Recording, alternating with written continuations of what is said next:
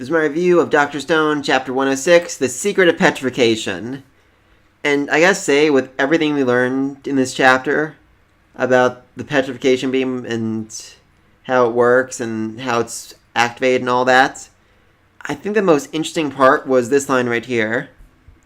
Don't leave the island. Don't create anything new.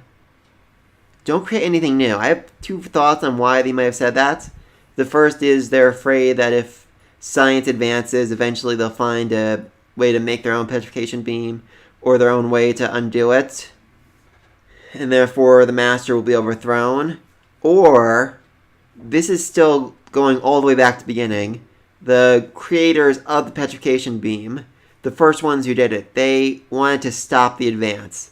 They wanted society to stay at a pace where they wouldn't destroy themselves, where humanity wouldn't just keep going and going until they made nuclear weapons that they used to blow themselves up. So I'm not sure why, but that's an incredibly important line. I'm excited to see which way they end up going with it. So then Amaryllis is out in the boat with her friends, trying to escape the island, see what's out there, when they're interrupted by Mozu and Kurosami, the left and right hand of the master. Certainly an interesting bunch. And Kurosami grabs some sort of powder or something from this bag that she keeps on her chest, and when she throws it, it explodes with this beam of light. And this thing is bizarre, to say the least. I mean, this series has been incredibly scientific for 99.9% of what it's done. And just this thing right here, I mean, it certainly looks scientific, some kind of nuclear or something out of science fiction. I'm just very curious how it is they're going to explain this. What is this thing? How does it work? What sort of quantum physical neurobiomechanic process does it follow that makes it do this? Anyway, so then they're all turned to stone, which, bummer. But thankfully, Amaryllis is so far back it only touched her hair. And yet, it started to spread. That means that whatever this thing is, it's essentially a virus. Once it infects you, it spreads out through your entire body until you completely turn to stone. And again, it only works on humans, as nothing else in their boat seemed to be affected by it.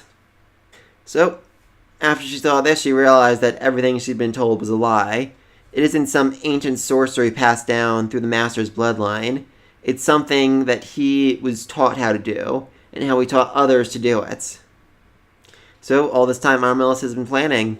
If she can just steal that powder, then she has the power. She can attack the master. She can petrify him and free this whole world. She just loves little cutie act, and Senku's like, yeah, I'm not interested. She's just really annoyed by that. Senku's more focused on the petrification beam.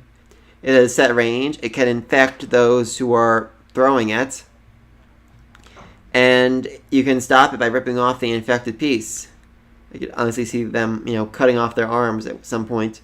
Try to keep it from being infected. Try to keep themselves from being infected.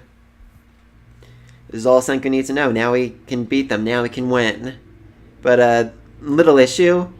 Amaryllis' charms may work against the guy, but the girl, not so much.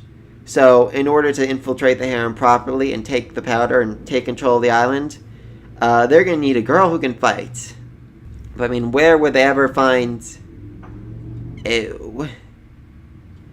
So, yeah, it's... The next chapter is going to be a makeover of Kohaku to turn her into a beauty who anyone would want in their harem, which... That's going to be interesting. Not going to lie, that's going to be interesting. I mean, they have a cosmetics expert, a psychology expert, a science expert. I'm very curious to see what their view on all this is going to be, what they're going to tell her to do differently, what they're going to say to her, what they're going to make her wear, how she act, talk, all that, to see how she become ideal for this harem.